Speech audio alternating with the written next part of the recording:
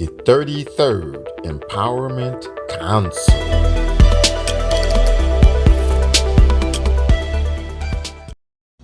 Brother beloved, it would be Vincent.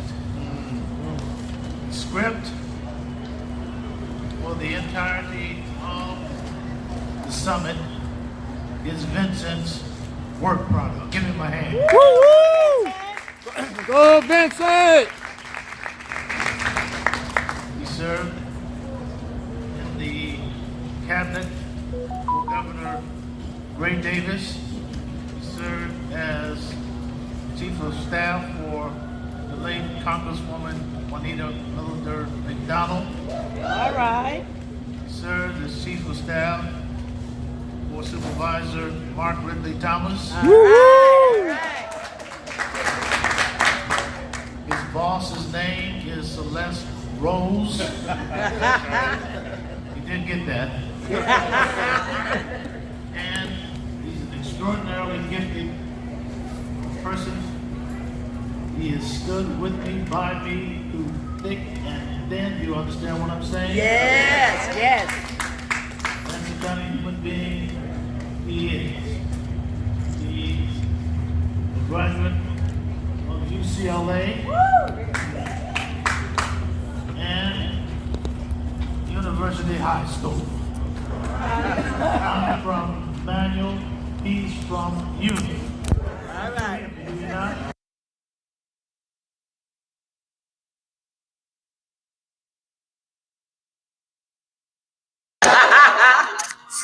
But there's no daylight between us. And we are delighted that he's here. He will introduce Dr.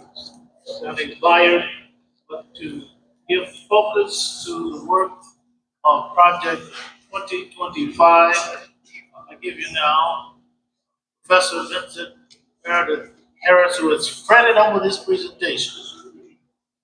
So you all are in for a treat. All right. All Fasten right. your seatbelts. Woo-hoo! Get something to drink. Water only, please. Text me if you need me, because it might be around 6 o'clock.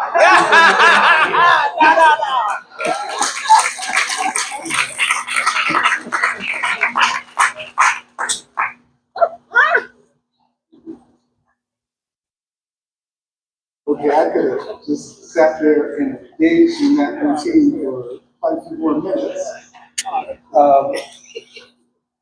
We do have a person that has definitely inspired and contributed to my own personal growth and development, and that is the founder of the Empowerment Conference, Dr. Mark Thomas. Woo-hoo! I want to take this opportunity to welcome everybody to this workshop. This is Project 2025, Threat or Promise. Project 2025, Threat or Promise. And I have been fretting over this for the last several weeks, and particularly in this last week, because how do you deal with the fire siege on the one hand, and on the other hand, the Trump 2.0 second inauguration and the slew of executive orders that we've seen come our way? And the answer is simple. It's consistent with the mission of the Empowerment Conference. We have to educate, engage, and empower. Empower. Yes. Educate, Educate, engage, and empower. and empower. Civic engagement is informed by the principles of democratic participation, intentional stability, and reciprocal accountability. And those are big, highfalutin words. I'm not going to bother to try to define them now.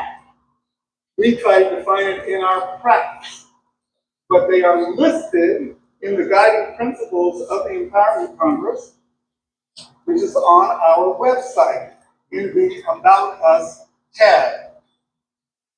But what you can do is go to your program book and look at page number 12.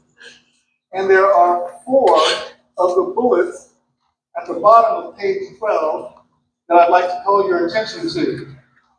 The first is evidence-based inquiry, discussion, and public policy development. The second is respect for diversity and the dignity of all persons.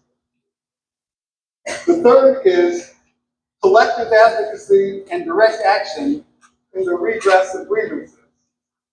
And the fourth is mass mobilization rooted in the agency of the individual. That's what we're talking about today.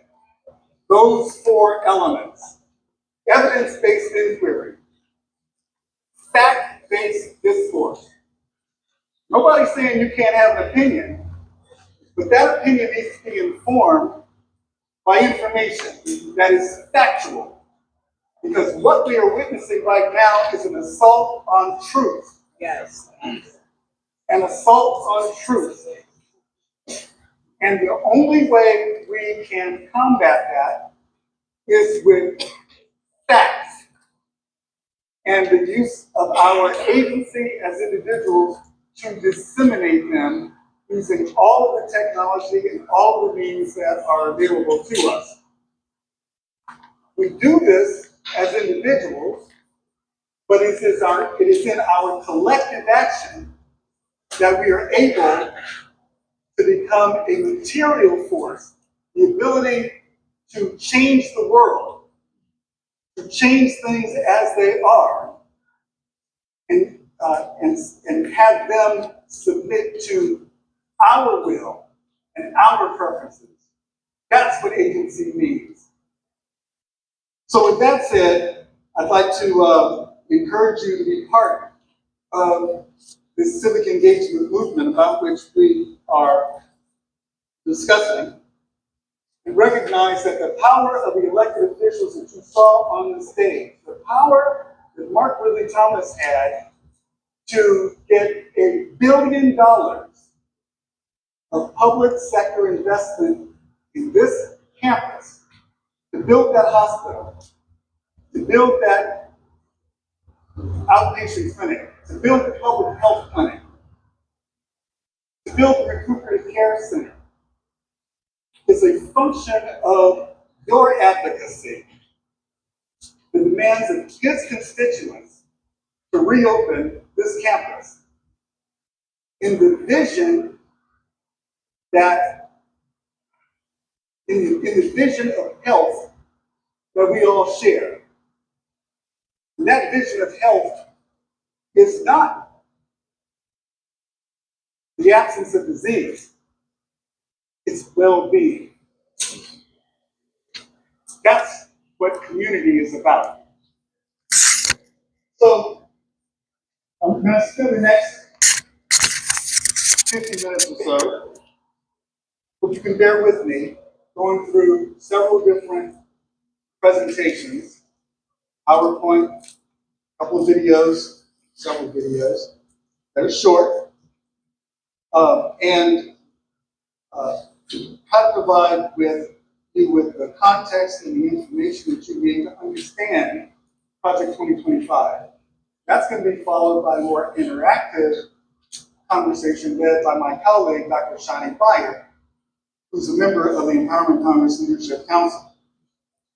And at the conclusion, it is our hope that you will be motivated to join with us on Wednesday, February 5th, virtually, as part of a newly formed work group entitled the Government Reform and Accountability Work Group of the Empowerment Congress, that will specifically involve you in efforts to combat the most pernicious impacts of Agenda 47 and Project 2025 on the one hand, and to advocate for the things that he said he was committed to, some of which we might be able to get behind, believe it or not. But that's going to be rooted in our evidence. Somebody said earlier, it's